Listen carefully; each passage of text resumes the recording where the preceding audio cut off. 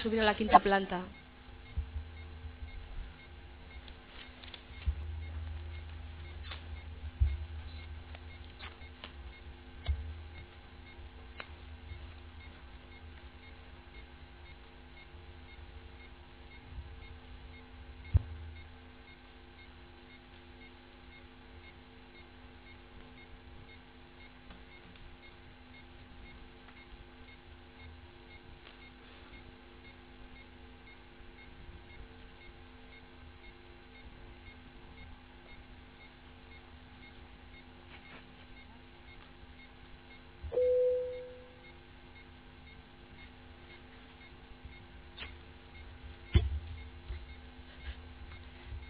Pues buenas tardes a todos y a todas y bienvenidos a las terceras jornadas de profesionales de punto de encuentro familiar. Vamos a dar paso a la lectura de las comunicaciones y en primer lugar va a intervenir Carmen Rodríguez García. Carmen es trabajadora social, orientadora y mediadora familiar, especializada en metodologías de intervención familiar, especializada en cultura y violencia de género, experta en ciencias forenses, docente en mediación en la Universidad Complutense de Madrid, en la Universidad Internacional de Andalucía, en los colegios profesionales de trabajadores sociales, psicólogos y abogados de Madrid, docente en especialización de violencia de género en la Academia Especialización de Guardia Civil de Valdemoro y Centro de Formación Especializado por Cuerpos y su Fuerza de Seguridad del Estado. Carmen es la directora general de Espacios de Mediación, que es la empresa que gestiona puntos de encuentros en la Comunidad de Madrid y espacios de mediación. Y también dirige la Asociación Española de Mediación. Y va a presentar la comunicación sobre cómo trabajar la relación del niño con el progenitor no custodio en situaciones de violencia familiar. Bueno, lo primero agradecer, muchas gracias por estar todos aquí y agradecer a la Confederación Española la oportunidad que se nos brinda desde esas jornadas, especialmente plantear una mesa de comunicaciones donde los técnicos nos tuteamos más y podemos exponer sobre todo las experiencias y por dónde van las líneas en cuanto a las intervenciones en los puntos de encuentro, ¿no? En eso va a consistir mi comunicación, en explicaros por qué decidimos que la intervención va dirigida siempre a los menores, que eso tiene una razón de ser, y además una razón de ser científica y con origen fundado, y por qué creemos en el régimen de visitas y cómo es un elemento compensador para el desarrollo de los niños en procesos de crisis familiares, ¿no? Entonces, desde esa no solo creencia, nosotros planteamos modelos de intervención. El modelo que les voy a mostrar hoy tiene que ver especialmente en aquellas situaciones de violencia de género. Entre otras cosas porque hay un debate en los puntos de encuentro. ¿Qué hacemos con los casos de violencia de género? ¿Se debe intervenir? ¿No se debe intervenir? Como hay violencia de género, ¿solo nos vamos a limitar a ejecutar el régimen de visitas? ¿No? Ese es un debate que hay en los puntos de encuentro hasta el sentido de que si tiene que haber alguna negociación para vacaciones o para cambio de fin de semana, no, como es un caso de violencia de género no se puede intervenir. Bueno, pues nosotros creemos que hay algo que se puede hacer solamente mirando desde la óptica del interés del menor, ¿no? Y eso es lo que un poco les voy a intentar exponer hoy. Como luego me tengo que ir corriendo a la comisión, les pediría que si tienen alguna pregunta que hacerme, cuando finalice la exposición me la hacen y luego yo ya me subo volando a la quinta planta. Muy bien. Bueno, pues en principio hay una serie de consideraciones generales que a mí me parece que debemos tener en cuenta. Cuando hay un proceso de separación o divorcio o cualquier otro proceso de ruptura familiar, se genera una situación de crisis donde fíjense que en una familia aquellos que tienen más probabilidades de superar ese proceso de ruptura son los menores. Eso no lo digo yo, porque ya todo lo que les voy a contar está basado en estudios y en investigaciones. Sin embargo, a pesar de ser los que tienen mayor capacidad de recuperación, la comunidad familiar es una jerarquía en donde en la cúspide están sus padres, que son los que toman las decisiones, que son los que se tienen que encargar de su atención y de su cuidado, y en el último estrato, que diríamos el último mono, pues son los niños, ¿no? Con lo cual esto genera también ahí cierta contradicción, porque resulta que los niños, que por sí mismos tienen posibilidades mayores de superar la situación, van a estar muy condicionados por esa estructura jerárquica sobre cómo los padres van a gestionar este conflicto y cuáles son las opciones y las soluciones que van a dar. Y sobre todo, cuál es la forma en que esto se va a conducir a corto, medio y largo plazo. Por todo ello resulta de manera increíblemente anecdótica, este momento que genera un gran estrés familiar, que a los niños les genera una situación de estrés cuyas consecuencias van a arrastrar a corto, medio y largo plazo, a pesar de todo, es justo en este momento cuando la voz del niño tiene mayor relevancia. Es cuando se le preguntan que a partir de los 12 años y si es menor podría ser oído en el juzgado.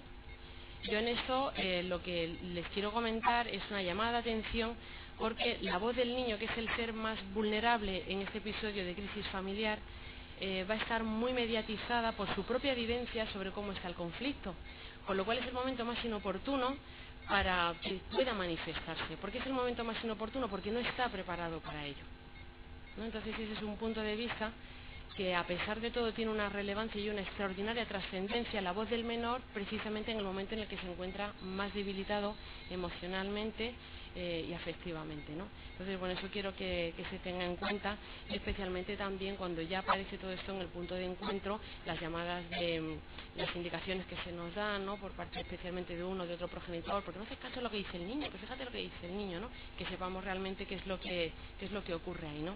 Y esa alerta sobre cómo es fácilmente manipulable la voz del menor. Con todo esto, no hay duda alguna de que esta voz está muy mediatizada por las tensiones y las presiones en las que se está gestionando el conflicto en su familia. Entonces, bueno, vamos a partir de una premisa. Gracias, Teresa. Ya lo ponemos aquí. ¿Se lee bien? Como yo solo veo por aquí. Vale. Bueno, eso lo tendríamos que leer porque esto fue la hipótesis de trabajo que hizo un estudio que hicieron un grupo de terapeutas argentinos en el año 86 sobre el ajuste emocional y cómo influye o no el régimen de visitas en el ajuste emocional de los menores en procesos de ruptura familiar. Y su hipótesis de trabajo era: las visitas periódicas y previsibles introducen estabilidad en el desarrollo personal de los menores y especialmente proponen estabilidad en la relación de los menores con ambos progenitores. Esa era una hipótesis de trabajo muy arriesgada porque no sabían qué iba a ocurrir. Entonces, ¿cómo lo desarrollaron? Bueno, pues este es el equipo formado por Marla, Beth y Zach, y decidió estudiar a dos grupos de 150 niños cada uno. 150 niños que desde el primer momento en que se separan sus padres tienen un régimen de visitas asignado, periódico y previsible, y 150 niños en donde desde el momento de la separación no hay un régimen de visitas asignado de manera periódica y previsible. Y los estudió durante 3 años seguidos. Bueno, a ver qué pasa. Es curioso que en el primer año del estudio no hay mucha diferencia entre aquellos niños que tenían un régimen periódico previsible de aquellos que no tenían un régimen de visitas periódico previsible. No encuentra diferencias significativas. Sin embargo, a partir del segundo y del tercer año se empiezan a diferenciar muchísimo los grupos y especialmente en cuanto a la competencia social de estos menores. Quiere decir, todo el tipo de habilidades y de recursos que tienen que ver en el desarrollo de su vida, ¿no?, en su desarrollo personal. Y ahí empieza a encontrar unas diferencias que da lugar a que haga 4 gradaciones de estos resultados. Los resultados a los 3 años fueron estos. Aquellos que tienen un régimen de visitas desde el primer año de la separación y que lo habían mantenido regularmente eran los menores que se encontraban en mejores condiciones de competencia social. Aquellos que careciendo durante el primer año de régimen de visitas, pero que consiguieron iniciarlo después de forma regular, eran los que le seguían en adecuados niveles de competencia al grupo anterior. Y esto tiene que ver en muchas ocasiones con el perfil de los casos que llegan al punto de encuentro, y nos tendría que dar la pista de que este es un perfil idóneo para poder intervenir desde el punto de encuentro. En tercer lugar, y con niveles deficientes de competencia social y ajuste emocional, aquellos menores que, habiendo iniciado un régimen de visitas, lo habían perdido en el tercer año. Por lo tanto, en este momento del estudio ya no existía ese régimen de visitas. Y en último lugar estaban aquellos menores que no habiendo disfrutado nunca habían disfrutado del régimen de visitas con su progenitor no custodio. Entonces, bueno, esto llamó poderosamente la atención porque dice, bueno, ¿y cuáles son las causas por las cuales se interrumpe un régimen de visitas? Entonces lo que descubren es lo siguiente, que las visitas de los progenitores con sus hijos tienen que ver con los, y especifica, estados afectivos que caracterizan la relación conyugal. Es decir, que si aquí nos llevamos bien, hay cierta coherencia y sobre todo no hay riña, se cumple de manera periódica el régimen de visitas. Pero había una correlación progresiva y ¿cómo se llamaba esto? Directamente proporcional en cuanto en los momentos en que los padres riñen se producen interrupciones. También decía que esta interrupción, aparte de que los niños se habían producido muchísimos desajustes emocionales, también les había producido dificultades en sus conductas y ciertos trastornos de conductas que se mantenían a corto, medio y largo plazo.